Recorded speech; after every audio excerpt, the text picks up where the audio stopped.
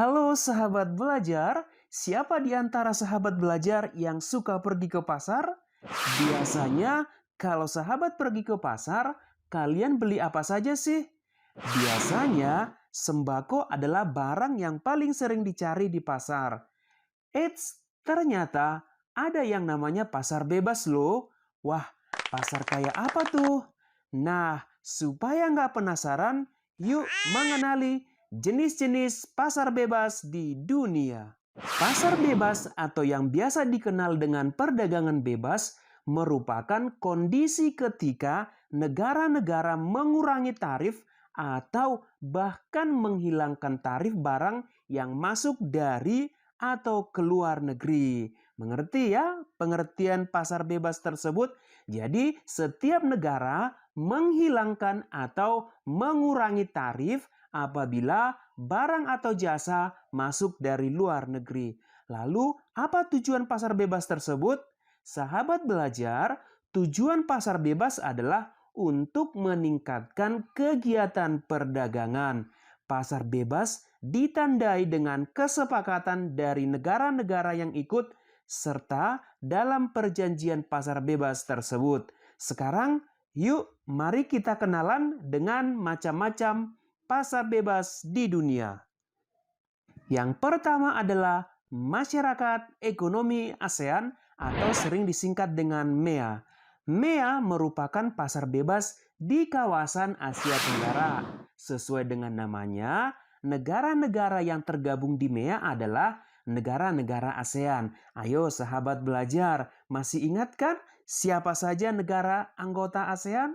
Sahabat belajar, dalam MEA seluruh negara anggota diperbolehkan menjual barang dan jasa ke seluruh anggota tanpa tarif atau tanpa biaya.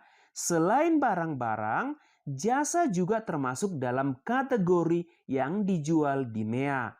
Oleh karena itu, muncul tenaga kerja profesional dari luar negeri. Misalnya nih ada dokter, akuntan, pengacara.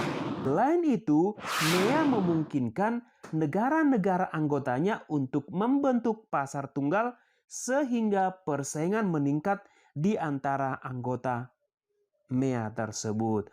Wah, gimana nih? Sahabat belajar sudah siap bersaing di pasar atau di pasar bebas MEA? Mulai dari sekarang dipersiapkan ya. Sahabat belajar, MEA dibentuk pada tahun 2015. Untuk Indonesia, MEA adalah peluang sekaligus menjadi tantangan.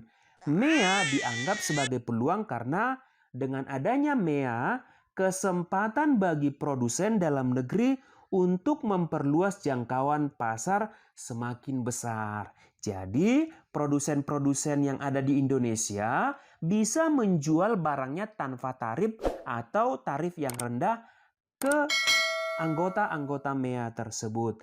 Namun, sahabat belajar perlu ketahui, di sisi lain MEA juga merupakan tantangan. Karena apa?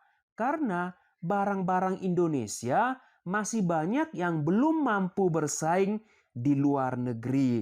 MEA akan berhasil jika pemerintah, produsen, dan konsumen dalam negeri bekerja sama membangun produk-produk dalam negeri, terutama usaha mikro, kecil, dan menengah. Begitu ya penjelasan tentang MEA. Kita lanjut yang kedua, ada ASEAN Free Trade Area atau AFTA.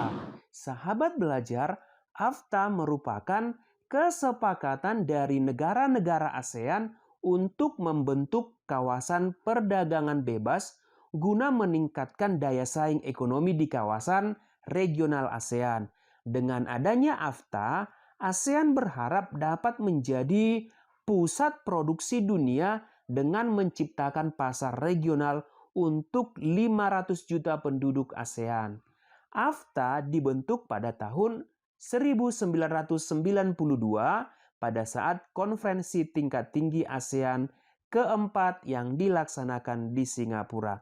Lalu, apa sih tujuan AFTA tersebut? Adapun tujuan AFTA yang pertama adalah menjadikan kawasan ASEAN sebagai tempat produksi yang kompetitif sehingga ASEAN memiliki daya saing tinggi di tingkat global atau internasional. Tujuan yang kedua adalah meningkatkan perdagangan antar negara anggota ASEAN. Dan tujuan yang ketiga adalah meningkatkan ketertarikan investasi dari negeri dalam bentuk foreign direct investment. Begitu ya mengenai tujuan AFTA. Kita lanjut, yang ketiga adalah Asia Pacific Economic Cooperation atau sering disingkat dengan APEC. APEC adalah sebuah organisasi internasional yang bertujuan untuk meningkatkan pertumbuhan ekonomi dan kesejahteraan serta kerjasama di antara negara-negara di kawasan Asia Pasifik. Sahabat belajar, saat ini APEC memiliki 21 anggota dari negara-negara yang terletak di kawasan Asia dan Pasifik, dan APEC berkantor pusat di Singapura. APEC memiliki beberapa manfaat untuk Indonesia. Apa saja itu? Antara lain untuk meningkatkan hubungan dengan negara-negara anggota APEC dan sarana peningkatan investasi. Begitu ya tujuan daripada APEC tersebut. Jadi lebih cenderung untuk peningkatan investasi. Yang selanjutnya adalah Uni Eropa. Apa ini Uni Eropa? Penasaran? Ya, Uni Eropa adalah organisasi antar pemerintahan dengan anggota 28 negara Eropa.